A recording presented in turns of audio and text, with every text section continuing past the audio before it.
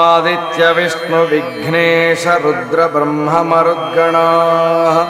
लोकपालाः सर्वदेवाः चराचरमिदं जगत् सर्वं त्वमेव ब्रह्मैव अजरक्षरमद्वयम् अप्रमेयं महाशान्तम् अचलं निर्विकारकम्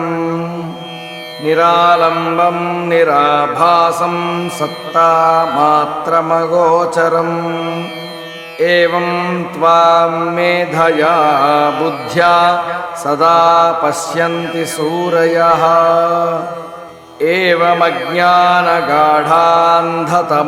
एवमज्ञानगाढान्धतमोपहतचेतसः न पश्यन्ति तथा मूढाः सदा दुर्गतिहेतवे विष्णुवादीनि स्वरूपाणि लीलालोकविडम्बनम् कर्तुमुद्यम्य रूपाणि विविधानि भवन्ति च तत्तदुक्ताः कथा सम्यक् नित्यसद्गतिप्राप्तये भक्त्या श्रुत्वा पठित्वा च दृष्ट्या सम्पूज्य श्रद्धया सर्वान् कामान् वाप्नोति भवदाराधनात् खलु मम पूजामनुग्राह्य सुप्रसीद भवानघा चपलं मन्मथवशममर्यादमसूयकम् वञ्चकं दुःखजनकं पापिष्ठं पापि मां प्रभो सुब्रह्मण्यस्तोत्रमिदं ये पठन्ति द्विजोत्तमाः ते सर्वे मुक्तिमायान्ति सुब्रह्मण्यप्रसादतः ॐ।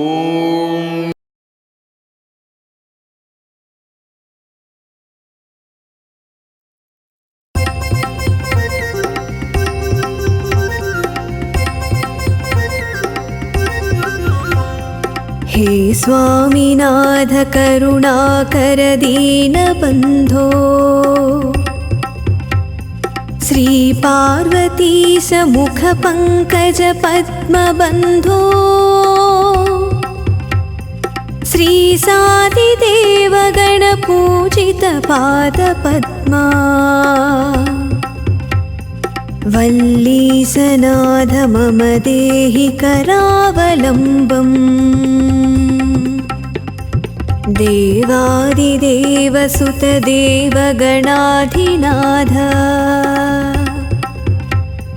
देवेन्द्रवन्द्य मृदुपङ्कज मञ्जुपादा देवर्षि नारद मुनीन्द्र सुगीतकीर्ते वल्लीशनाथ मम देहि करावलम्बम्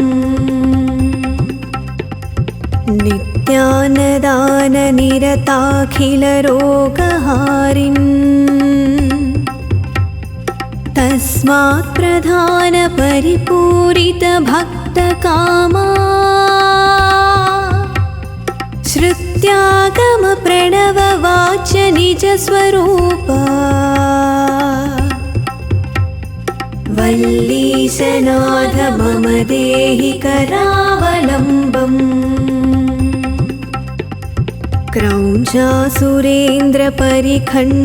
क्रौञ्चासुरेन्द्रपरिखण्डनशक्तिशूल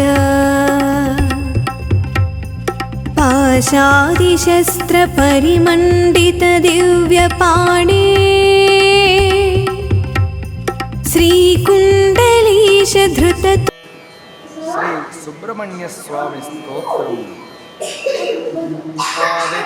आदित्यविष्णुविघ्नेश रुद्रब्रह्ममरुद्गणाः लोकपालाः सर्वदेवाः चराचरमिदं जगत् सर्वं त्वमेव ब्रह्मैव अजरक्षरमद्वयम् अप्रमेयं महाशान्तम् अचलं निर्विकारकम् निरालम्बं निराभासं सत्तामात्रमगोचरम् एवं त्वां मेधया बुद्ध्या सदा पश्यन्ति सूरयः एवमज्ञानगाढान्धतमोपहतचेतसः न पश्यन्ति तथा मूढाः सदा दुर्गतिहेतवे विश्वादीनि स्वरूपाणि लीलालोके